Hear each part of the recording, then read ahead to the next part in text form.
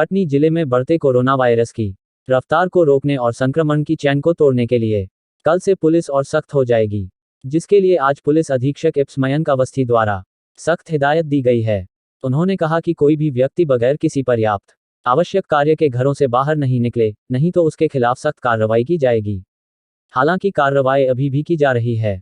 पिछले दिन ही लॉकडाउन का उल्लंघन करने पर करीब 2 दर्जन से अधिक लोगों के खिलाफ एफआईआर दर्ज की गई है, लेकिन कल से और भी सख्त कार्रवाई की जाएगी। लिहाजा बेवजह घरों से बाहर नहीं निकले।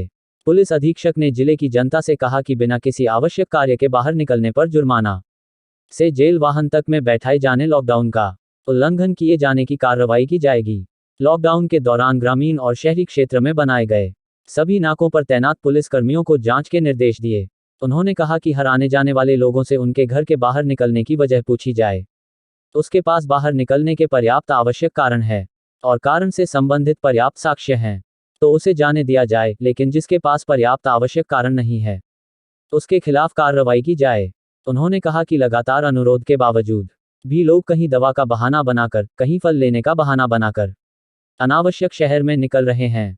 उन्होंने कहा कि उद्योगों, कंपनियों के प्रतिनिधियों को कहा गया है कि वे अपने कर्मचारियों वाहन उपलब्ध कराकर एक साथ ले जाएं। कर्मचारी यदि अलग अलग आते जाते मिलेंगे तो कार्रवाई की जाएगी।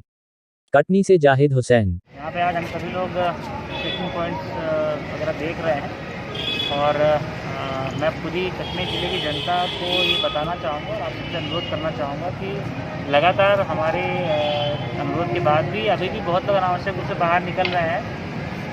दवाई के नाम पे या फल के नाम पे या किसी भी कंपनी में कार्य करने के नाम पे बहुत लोग निकल रहे हैं, लेकिन आप सभी जानते हैं संक्रमण की स्थिति बहुत अच्छी नहीं है।